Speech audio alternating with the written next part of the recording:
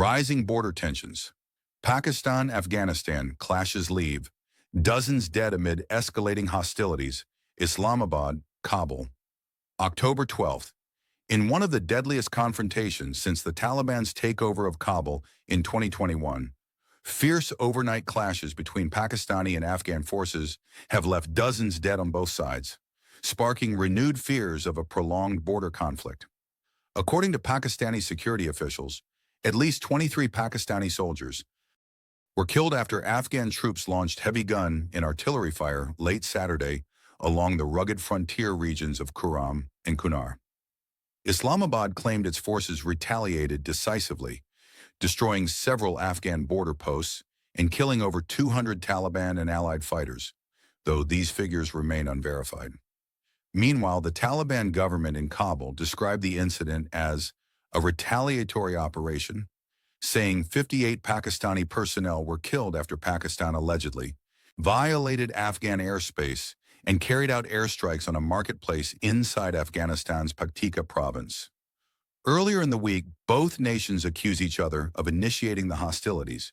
Islamabad insists the attacks from Afghan territory were unprovoked aggression, while the Taliban argues that its sovereignty was violated. Afghanistan has every right to defend its borders and respond to violations, said Taliban spokesman Zabihullah Mujahid, confirming that 9 Taliban fighters also lost their lives. Pakistan's Interior Minister Mohsin Naqvi, however, condemned the cross-border fire as a blatant breach of international law, warning that his country would respond with a stone for every brick.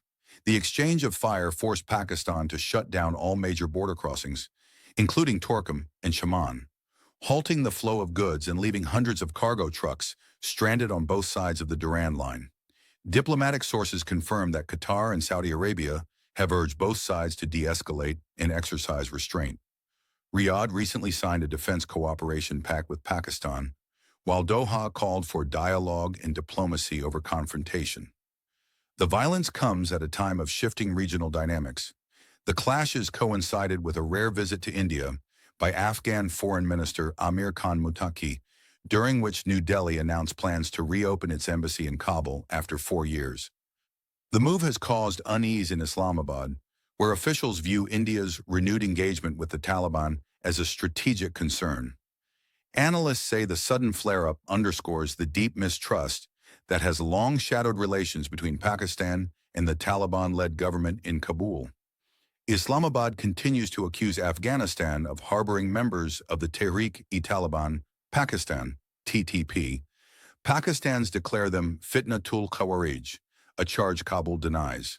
As of Sunday morning, sporadic firing was still reported in parts of Kurram, though both governments claim the situation had largely stabilized. Still, with heavy casualties and no clear diplomatic off-ramp in sight, fears of a wider confrontation remain high. Afghanistan is playing with fire and blood, Pakistan's interior minister warned, as the world watched 2 uneasy neighbors inch closer to open conflict. Speaking from the Egyptian resort city of Sharm el-Sheikh, the American president addressed the escalating Pakistan-Afghanistan border conflict. He reminded the world of his earlier role in securing a ceasefire between Pakistan and India, emphasizing that diplomacy, not violence, must prevail once again. "I've brought peace before, and I will do it again," he said firmly. "When I return from this Middle East tour, I will engage both Islamabad and Kabul to negotiate a lasting ceasefire." His words echoed across the global stage, a message of restraint amid growing regional uncertainty.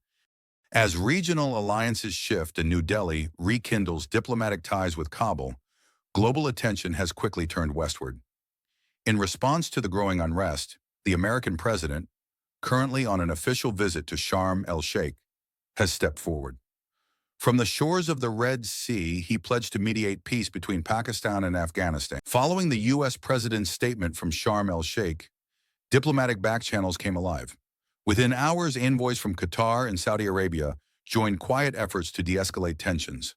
By dawn, both Pakistan and Afghanistan confirmed a temporary ceasefire along the Kurram-Kunar border. Heavy gunfire fell silent as negotiators on both sides began preliminary talks through regional mediators. In Islamabad, the mood shifted from defiance to cautious optimism. While in Kabul, officials described the move as a